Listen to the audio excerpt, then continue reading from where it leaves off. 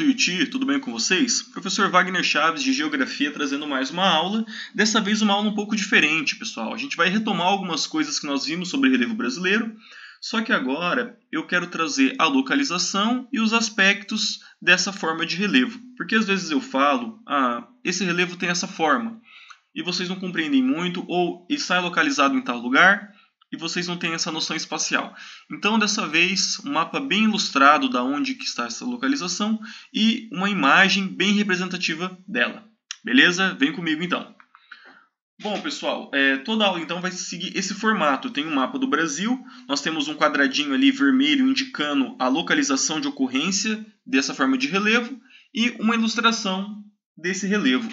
Vamos começar aqui então pelo Planalto das Guianas, um escudo cristalino muito antigo, localizado lá no extremo norte do Brasil, na região, no estado de Roraima, na divisa com a Venezuela e com a Guiana.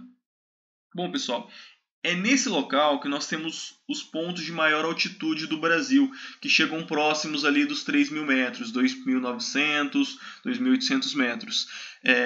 Essa área, então, é uma área de relevo bastante antigo, desses escudos cristalinos, e eles possuem tanto as características de morros, assim, morros mais pontiagudos, igual o Pico da Neblina, que é o pico mais alto do Brasil, quanto relevos tabuliformes, esses relevos de chapada. Por que chapada? Percebam que é um monte, é uma área bem elevada, e o topo bem aplainado. Ele é um monte, só que o topo dele é totalmente plano. Nós chamamos isso de relevo tabuliforme ou de chapadas. Ok? Para vocês terem uma ideia, pessoal, a trilha que leva até o topo do Monte Roraima leva em torno de 9 dias de caminhada. 9 dias no meio da mata para você chegar ao topo do Monte Roraima. Fora as dificuldades, né? Você tem que solicitar um pedido à FUNAI, porque é uma terra indígena, então você precisa dessa autorização para entrar. Você precisa cruzar a fronteira da Venezuela para poder ter acesso ao topo. Em caso de algum acidente, o único resgate é feito por helicóptero, então vocês podem imaginar que é bastante dificultoso chegar até o topo. Beleza? Vamos lá então. Próximo, uma planície agora, planície amazônica. Essa planície amazônica, pessoal, a gente consegue encontrar ela durante quase todo o curso do Rio Amazonas. Então percebam ali esse retângulo, ele envolve o quê? O Rio Amazonas. Ele é uma planície aluvial, uma planície de rio. E por que eu sei que é uma planície? Bom, pessoal, olhem essa imagem. Vocês estão vendo o formato dela? Esse rio está fazendo o quê? Ele está dando uma volta bem grande. Percebam que ele dá outra volta mais para frente. Nós chamamos isso de rio meandrante. Significa o quê? Que o relevo ele é bem plano e o rio ele tem que fazer essas curvas para conseguir se locomover. Se fosse um relevo bastante acidentado, esse rio ele seria reto. Ele teria força para simplesmente descer reto. Como é o rio meandrante, como o relevo é bem plano, não há gravidade bastante para fazer com que esse rio vá reto. E ele faz então essas curvas. E ele vai depositando sedimento em cada uma dessas margens. Uma curva ele deposita, na outra ele retira um pouco, vai depositar também. Isso é uma espécie de planície. Esse é o caso aqui da planície amazônica. E ela envolve, lembrando, quase toda a extensão do rio Amazonas, que é bem grande, pelo menos a parte brasileira. Lembrando, o Amazonas ele nasce no Peru, numa região de montanhas, lá nos Andes. Então lá ele tem mais força, ele corre de forma retilínea. Aqui no Brasil ele chega nesse relevo mais plano e adota essa forma de rio meandrante. Beleza? Vamos para outra planície então? Lençóis maranhenses, lá no Maranhão, bem no litoral. Bom, pessoal, essa também é uma área de planície. E a gente consegue ver que o solo ele é basicamente formado por areia, que é sedimento de quartzo. Lá nós temos essa abundância de areia, formando até dunas, uma espécie de deserto. Agora, a gente não pode chamar de deserto porque lá tem bastante água. Tem chuvas constantes, a gente está recebendo influência da massa tropical atlântica, então está trazendo bastante chuva. É uma área que tem bastante umidade. só que é uma grande área de deposição de sedimentos, formando esses extensos lençóis de areia. Por isso que são lençóis maranhenses, né? Forma essas ondulações no relevo por conta das dunas de areia. Vamos lá, vamos ver outra agora? Aqui, pessoal, Serra da Capivara, no Piauí. Aqui eu trouxe um detalhe para vocês. Vocês se lembram o nome dessas pinturas nas cavernas, pinturas nas paredes? Essas são pinturas rupestres. E aqui na Serra da Capivara, no Piauí, a gente consegue encontrar várias dessas pinturas. E agora eu peço para vocês olharem esses animais que estão aí nessa foto. Vocês conseguem identificar? Tem ali um quadrúpede, provavelmente algum mamífero, um cervo, talvez, um animal de caça. Mas nós temos ali dois que se destacam. Nós temos dois jacarés, não sei se vocês conseguem ver. Um maior, mais branquinho aqui, e outro ali no canto, todo em vermelhinho. Bom, pessoal, se tem jacaré, a gente pode presumir que é um ambiente mais úmido, que tem presença de água, é um ambiente quente, porém bastante úmido. Entretanto, vejam essa outra foto da Serra da Capivara. Não condiz com a presença de jacaré, correto? A gente percebe que é um relevo bastante seco, ela está próximo à depressão sertaneja, uma área bastante seca do Brasil. Agora, por que os homens das cavernas pintaram jacarés aqui? Porque, provavelmente, em momentos anteriores, cerca de 10 mil anos atrás, 8 mil anos atrás, essa era uma região mais úmida. A floresta amazônica, que vai até ali o Pará e pega uma partezinha do Maranhão, deveria chegar até o Piauí. Então, deveria ser um animal que existia nessa região. Então, como a gente pode perceber, como o tempo muda, o clima muda. Uma área que era mais úmida, tinha uma maior vegetação, maior água, maior quantidade de água, hoje é uma área semiárida.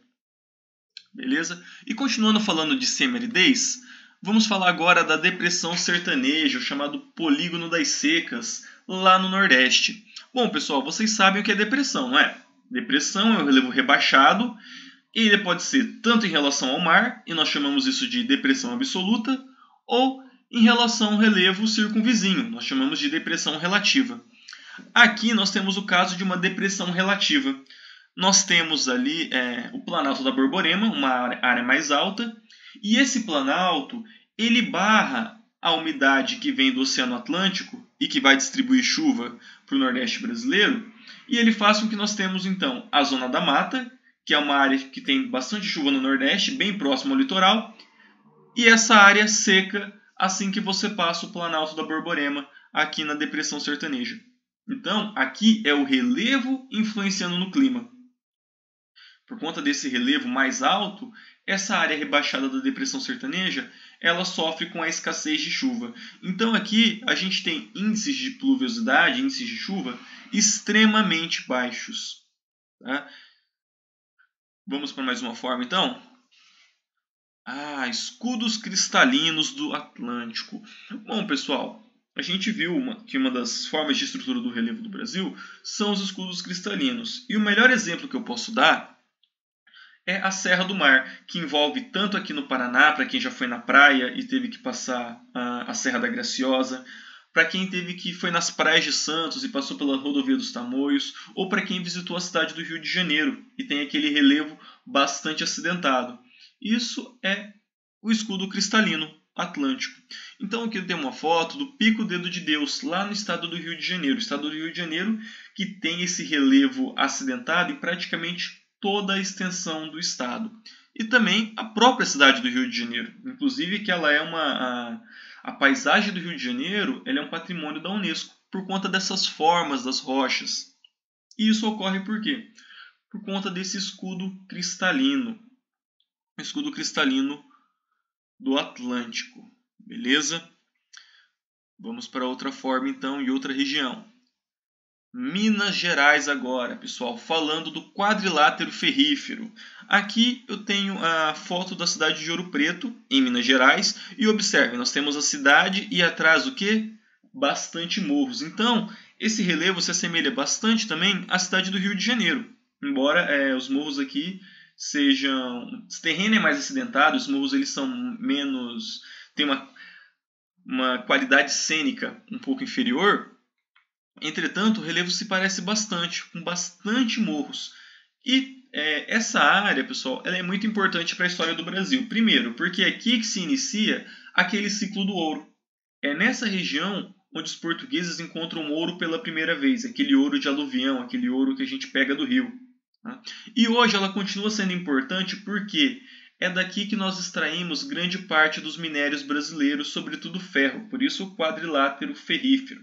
É uma área extremamente rica em ferro e também faz parte de escudo cristalino. Então lembra, quando eu falo de uma estrutura que é um escudo cristalino, eu tenho bastante recursos de minerais metálicos, como ferro. Se eu vejo uma área que é uma bacia sedimentar, lá eu consigo encontrar outros recursos, como por exemplo gás natural e petróleo. Aqui é da onde a gente tira boa parte do nosso minério de ferro. E é aqui também, pessoal, que recentemente aconteceu aquelas tragédias no ano passado de Brumadinho. Não em Ouro Preto, né? Mas ali na região do quadrilátero ferrífero. Então, nós temos várias atividades mineradoras de extração de minério para ou ferro, ou para fazer aço, ou bauxita para fazer alumínio. Tá? Toda nessa região do quadrilátero ferrífero em Minas Gerais. A atividade econômica que impera ali é a atividade mineradora. Beleza? Próxima, Planalto Central, tá, pessoal? O Planalto Central ele envolve uma boa parte do Brasil. Ele pega tanto Mato Grosso, pega Goiás, pega uma parte de Tocantins, pega Minas Gerais, pega uma parte da Bahia. Mas eu fiz um recorte para a gente da Chapada dos Guimarães. E percebam que o relevo dela é bem parecido com o relevo do Monte Roraima. Ele é alto e com o topo bastante aplainado. Esse relevo tabuliforme. Beleza? Essa forma de relevo, pessoal, de relevo de tabuliforme, ele é bastante presente no Brasil. Tá? Agora, aqui no Planalto Central, o que nós temos, na verdade, é uma bacia sedimentar. Ele não está no escudo cristalino, ele está numa bacia sedimentar. Ok? Próximo. Pantanal, no Mato Grosso do Sul, pessoal, um relevo de planície também. Observem essas imagens que nós temos pequenos lagos, pequenas lagoas, né? Por quê? Nós estamos aqui numa época de seca. A gente aprende as estações do ano, né? Nós temos o verão, o inverno, o outono e a primavera. Entretanto, para alguns lugares do Brasil, essa ordem ela não faz tanto sentido. E eles se baseiam em duas estações, uma estação úmida e uma estação seca. No Pantanal, a gente tem essas duas estações. Uma estação onde ele está mais seco, que é essa, e uma estação úmida, uma estação chuvosa, onde todos esses lagos eles se unem e toda essa área ela se torna um pântano, ela fica alagada, ela inunda. Essa é a dinâmica do Pantanal, que é uma planície aqui do Mato Grosso do Sul e pega parte do Paraguai também. Só um adendo que eu esqueci de comentar com vocês, o Planalto Central ali, sobretudo a Chapada dos Guimarães, ela é o centro geodésico da América do Sul. O que significa isso, professor? Significa que ela é o ponto mais distante do litoral, independente para qual lugar você vá. Se você vier para o Oceano Atlântico, ao leste, ou ir para o Pacífico ao oeste, ou ir para o Mar do Caribe. Enfim, ele é o centro geodésico da América do Sul. Joaquim não gostaria de morar aqui, né, Joaquim? Longe de praia? Vamos lá, então. Pantanal, falei. Cavernas, pessoal. Cavernas a gente acabou não estudando, mas o Brasil tem bastante cavernas também. Tem cavernas, inclusive, lá no Pantanal, na cidade de Bonito, que tem esse nome justamente pela beleza cênica. Nós temos algumas cavernas. Mas eu vou falar de um dos maiores complexos de caverna que tem no Brasil e no mundo, que é o PETAR, Parque Estadual do Alto Tietê, em São Paulo. Né? Relevos de caverna, pessoal, são relevos kársticos, são relevos baseados em rochas sedimentares, sobretudo calcário. E uma das principais formas que nós encontramos em caverna são estalactites e estalagmites. Estalactites, pessoal, são essas formas pontiagudas que a gente encontra no teto das cavernas. O que acontece? A rocha sedimentar, vocês sabem que ela é uma rocha mais frágil, né? E o calcário, ela é uma rocha que você consegue diluir ela muito fácil, às vezes inclusive com água. Então, a ação do tempo vai diluindo esse calcário que está nas camadas superiores e esse calcário ele vai escorrendo lentamente, formando estalactites no teto ou estalagmites no chão. E a gente consegue encontrar isso em relevos kársticos, relevos de cavernas. Próxima forma, arenitos aqui no Paraná, pessoal. Arenitos, assim como relevo kárstico, são de rochas sedimentares. Então aqui no Paraná, em Ponta Grossa, nós temos Vila Velha, onde nós temos bastante presença de arenito, e esse arenito ele foi esculpido pela chuva, pelo vento. Então nós temos essas formas aqui, tem diversas outras formas, é um parque lindíssimo e fica relativamente próximo, quem a gente puder conhecer, fica a indicação, para conhecer um pouco dos relevos do Paraná e dos arenitos. O arenito ele é muito maleável, né? Ele é uma rocha extremamente frágil, então às vezes você consegue quebrar ele com a mão. Então a ação constante do vento, da chuva, ele foi modificando, foi esculpindo esse relevo. Então aqui nós temos desde algumas formas bem pitorescas, como a da taça, que eu já passei para vocês. Você consegue encontrar forma de mamute, forma de garrafa de Coca-Cola.